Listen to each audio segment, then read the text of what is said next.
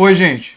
O ex-ministro do Supremo Tribunal Federal, Joaquim Barbosa, deu entrevista em que ele disse que teme a possibilidade de atentado à vida de Luiz Inácio Lula da Silva.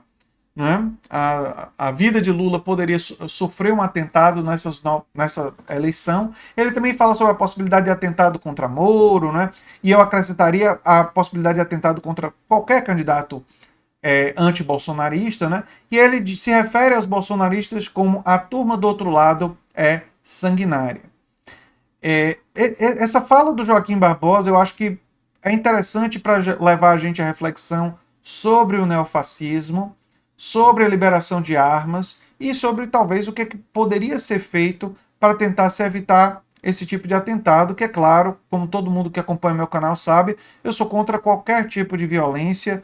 Para mim, o processo eleitoral tem que transcorrer de forma pacífica, democrática, dando amplo espaço ao contraditório, ao debate, né?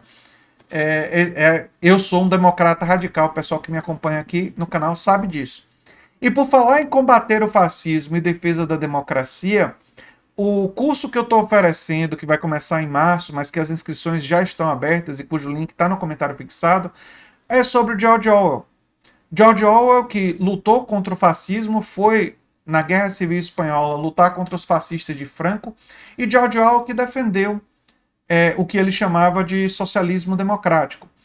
E é interessante a figura de Orwell, porque Orwell reconhecia fundamentalmente a necessidade de se combater o neofascismo, né? De se combater as várias dimensões do fascismo. E um dos motivos que Orwell defendia que o fascismo tinha que ser combatido e que é interessante para a nossa reflexão aqui, eu torço para que vocês se inscrevam no curso que eu estou fazendo sobre Orwell, divulguem em suas redes sociais, até por essa questão, é porque Orwell dizia que o fascismo é incompatível com a democracia, pela sua natureza, ou seja, o fascista, ele necessariamente, pela sua característica daquilo que ele defende, ele tem todos os impulsos contrários à ideia de liberdade de expressão, liberdade de opinião.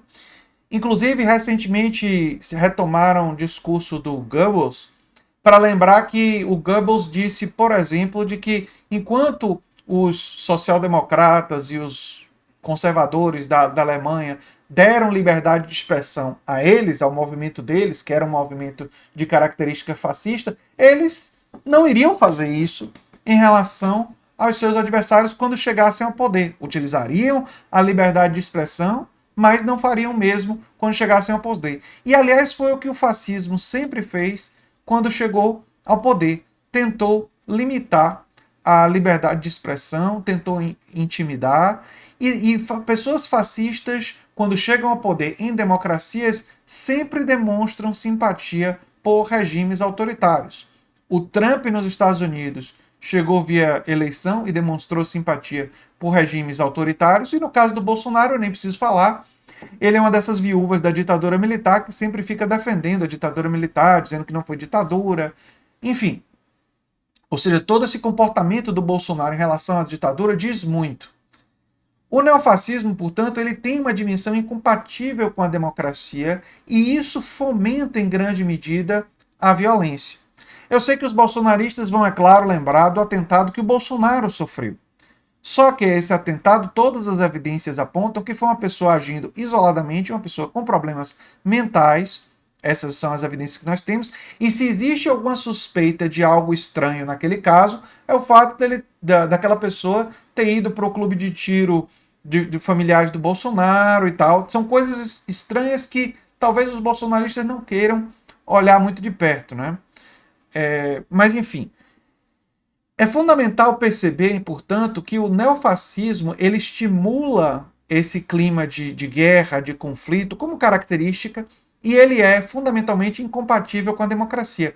O Bolsonaro demonstrou isso várias vezes quando disse que as eleições eram fraudadas, que se ele perdesse ele não aceitaria, com ameaças de golpe, com insinuações de que o exército e que as forças armadas vão estar do lado dele para impor uma nova ditadura no Brasil. Todo o discurso do Bolsonaro, belicoso, cheio de bravatas, ele visa justamente fomentar essa dimensão do conflito, essa dimensão da agressividade, da hostilidade. E esse tipo de discurso, obviamente, cria um terreno fértil para que pessoas desequilibradas de extrema direita, para que grupos de extrema direita desequilibrados possam vir a realizar atentados. Então, o risco é absolutamente real e ele é fomentado através das palavras, através da linguagem, através do pânico moral e de um certo discurso que faz com que as pessoas tenham estimulado esse temor do fantasma do comunismo. E isso, claro, tem como um dos efeitos possíveis o aumento de violência e o aumento de conflitos armados. Inclusive, em algumas manifestações, teve gente baleada aqui no Brasil. E o fato de ter tido gente baleada, justamente pessoas irritadas, raivosas, que quando viram pessoas fazendo o contraditório, sendo críticas ao Bolsonaro, agiram de forma violenta. Né? Então, esse aspecto, essa dimensão do neofascismo é muito importante ser analisada, como ele fomenta um discurso de violência. Mas a outra dimensão é que o neofascismo no Brasil e em outros países, mas no Brasil isso aconteceu muito, aconteceu também um estímulo muito grande ao armamento da população. Há um estímulo muito grande às pessoas a se armarem. E não tenho a menor dúvida que a maioria das pessoas que se armaram em grande quantidade provavelmente são pessoas de tendências neofascistas, tendências bolsonaristas, embora não exclusivamente, mas seguramente muitos se armaram, foram influenciados por esse discurso, esse terreno fértil. Aí você tem pessoas com raiva, com ódio, com o temor de que o outro lado representa uma ameaça aos seus valores, uma ameaça à sua religião, uma ameaça, enfim, do comunismo internacional, uma ameaça chinesa, quer dizer, fazem a lavagem cerebral na cabeça das pessoas para criarem todos esses monstros, né?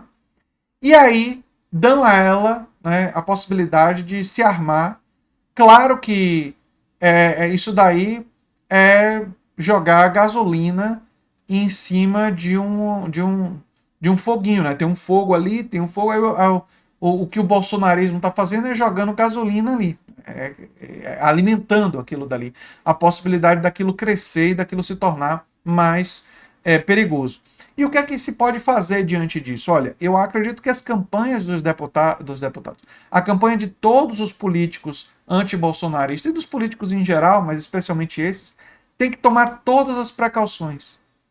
Tem que tomar, e a campanha de Lula especialmente tem que tratar essa questão como uma questão muito séria, como uma questão muito grave que precisa ser levada em conta na segurança do ex-presidente e os outros candidatos contrários a Bolsonaro também tem que tomar uma série de cuidados, porque o risco levantado pelo Joaquim Barbosa é um risco real e que não pode ser simplesmente descartado. É claro que a gente torce para que nada aconteça, mas nesse momento todos os passos que podem ser feitos para ampliar a segurança devem ser feitos. Por quê?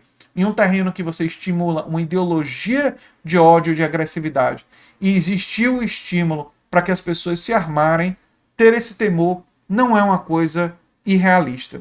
É um temor ancorado na realidade, numa possibilidade. E que precisa ser feito o que for possível para que evitar que se torne realidade.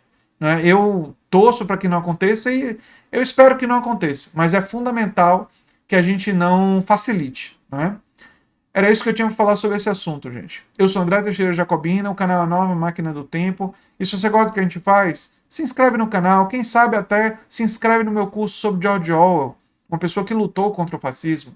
E divulga o curso em suas redes sociais para amigos, para conhecidos, convence pessoas a fazer. Eu, como professor, o que eu mais quero é alunos. E gostaria muito que vocês me ajudassem nessa empreitada. Um abração e até o próximo vídeo. Tchau, tchau.